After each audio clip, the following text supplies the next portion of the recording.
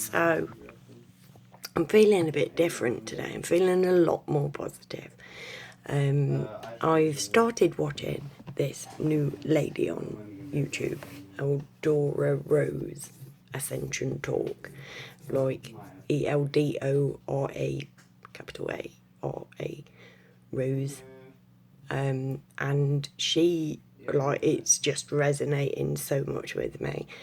And it's made me realise that, like, over the past few days, weeks even, I've been focusing my intention in the wrong place. You know, like I'm doing the old calling people out for curtain twitching and all this lot, and it's like, just like the people walking past their house in however many numbers that they choose to walk past their house is not their business, them posting about it on Facebook is also not my business.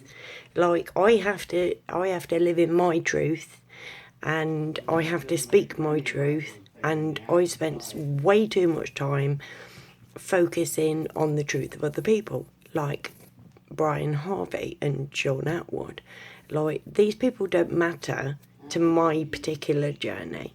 All I can do is say where my particular journey is going, what my thoughts are.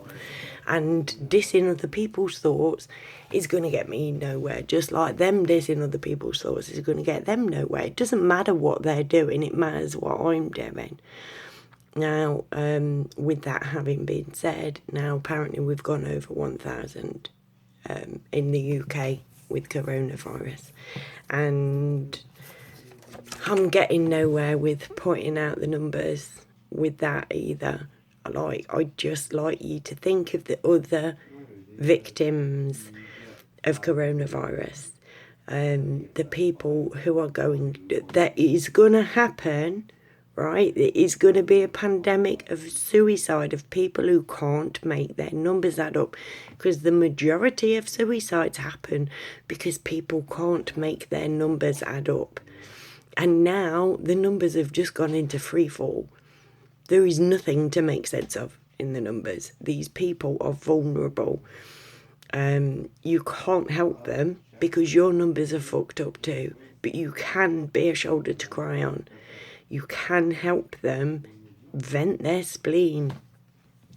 You know, like, people are literally gonna go mad. Or right now, there are people on your street who are shitting themselves because they don't know how they're going to come through this. And it's fuck all to do with whether they're going to get poorly with it. It's to do with what they're doing up there and the way that they're making the world change. You know, like, obviously, like some of the casualties that aren't from the coronavirus are going to be. Like, obviously, the people who are having affairs are fucked because you can't go out and meet them. You're stuck with the person you hate.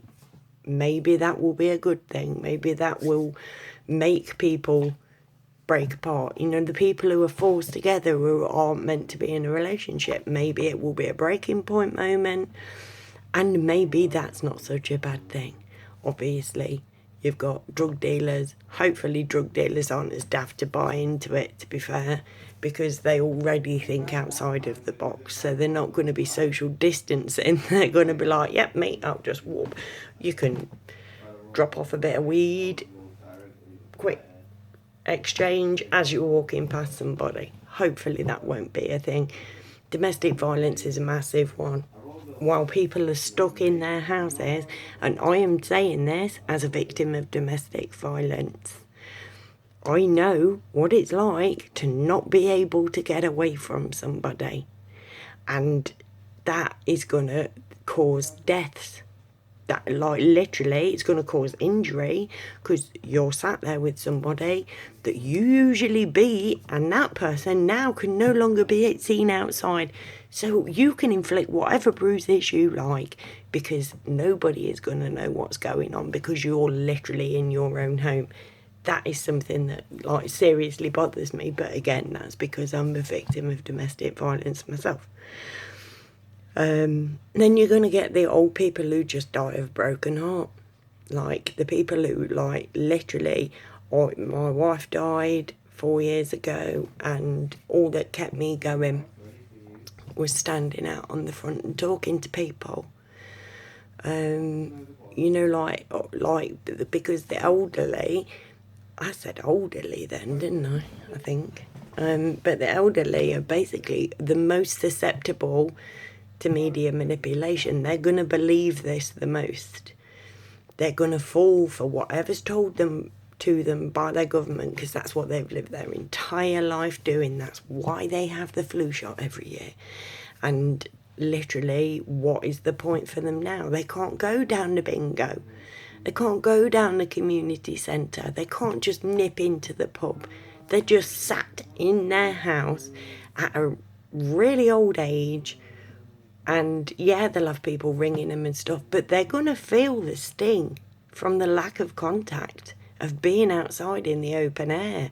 These are things that we're not factoring into the equation when we're saying, no, you've got to adhere to government guidelines, don't go near anybody, social distancing, all of this fandango.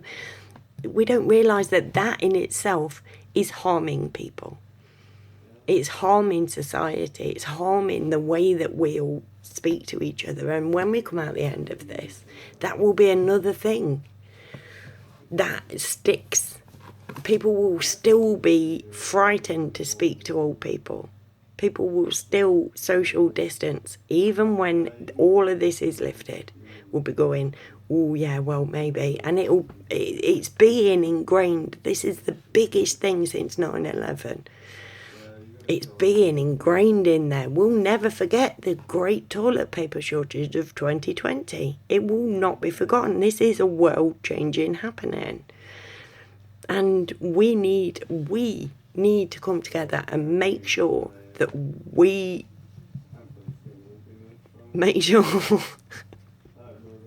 we need to come together and make sure that this is remembered for the right reasons. Not that this was the year that our freedoms and liberties were taken away. This was the year where everybody scrapped in the fucking co-op about toilet paper.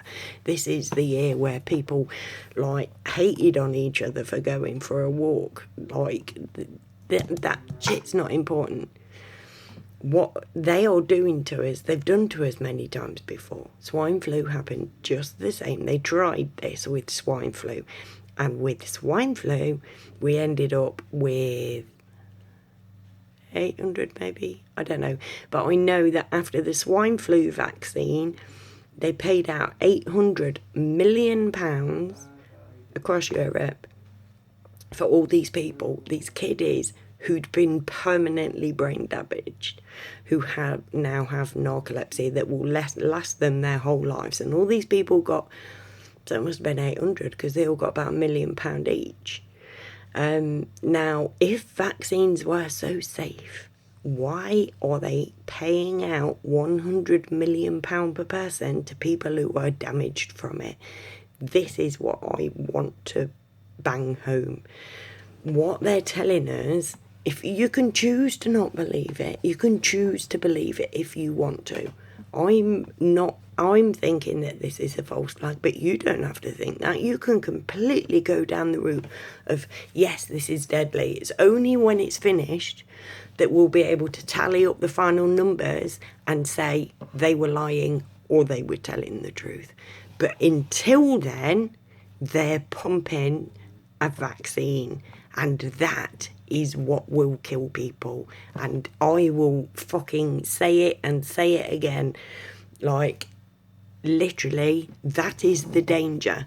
Do not fear the coronavirus, fear the vaccine, because that is man-made. It is provably man-made. They're saying that the coronavirus is man-made. I don't know. We have coronavirus every year, as I've said in previous videos. Coronavirus is something that goes around every year. COVID-19, I've yet to see any real evidence of COVID-19 actually being a thing. But the vaccine, they're ramping up the fear right now, and they're ramping it up so that we get a vaccine, and then we will see the shitstorm. there may be other things going on in the pipeline. I really hope there is. I have faith. I just don't have much proof of that faith. So, like, I'm still on the fence. But right now, I just know that the best thing that we can do to beat this is to love each other, be there for each other, and keep our energy positive.